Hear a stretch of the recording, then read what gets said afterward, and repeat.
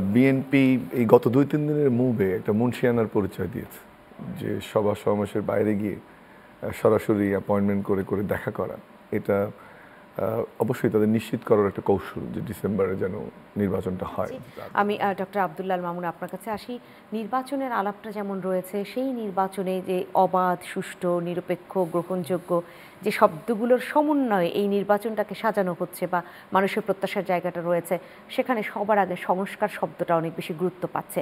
সেই সংস্কার যেগুলো সুপারিশ আকারে এসেছে, সেগুলো নিয়ে 15 ফেব্রুয়ারি থেকে যে আলাপচারিতা শুরু হবে এবং সেখান থেকে নির্বাচন, সেই সংস্কার একদম গুরুত্বপূর্ণ সংস্কারগুলো করেও যদি নির্বাচন হয়, সেই জায়গাটার বিশ্লেষণটা একটু আপনার কাছে শুনতে চাই, কতটা করা যাবে।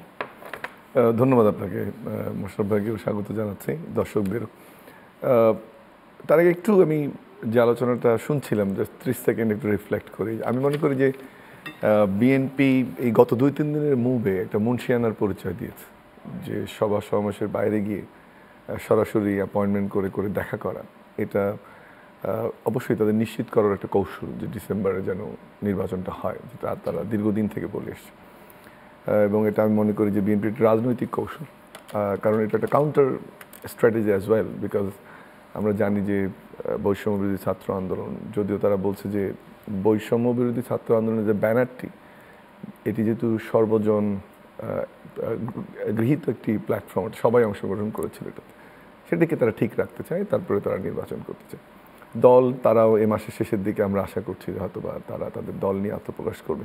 সেজন্য আমি বলছিলাম যে বিএনপির ভালো কৌশল যে ওই দল আত্মপ্রকাশ করার সঙ্গে সঙ্গে তাদেরকে নির্বাচনের মাঠের দিকে টেনে আনা। এই দুটো দিকে, একটা হচ্ছে যে আনপ্রিপেয়ার্ড করে ফেলা, একটা হচ্ছে যে তাদেরকে ওয়েলকাম জানানো। বাট আমি দ্বিতীয়টাতে যেতে চাই, যে সরাসরি নির্বাচনের মধ্যে নিয়ে আসা। এটি আমি মনে করি যে এটা ভালো স্ট্র্যাটেজি বিএনপির জন্য।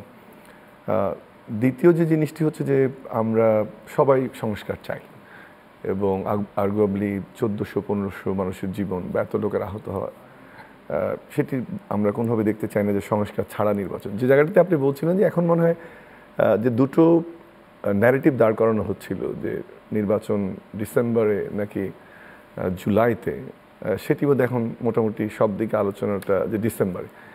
এক্ষেত্রে আমার ধারণা যে যদিও ঐকমত্য কমিশনে গিয়ে মূল আলোচনাটা হবে এবং সেখানে নির্ধারণ হবে, কিন্তু এটা আমরা বলতে পারি যে অবশ্যই যে কমিশন, 6টা যে গুরুত্বপূর্ণ কমিশন, তাদের রিপোর্টগুলো ঘুরে ফিরে আসবে। এটা আমরা রিপিট করতে চাই না কোন কমিশন, অনেক আলোচনা করেছে।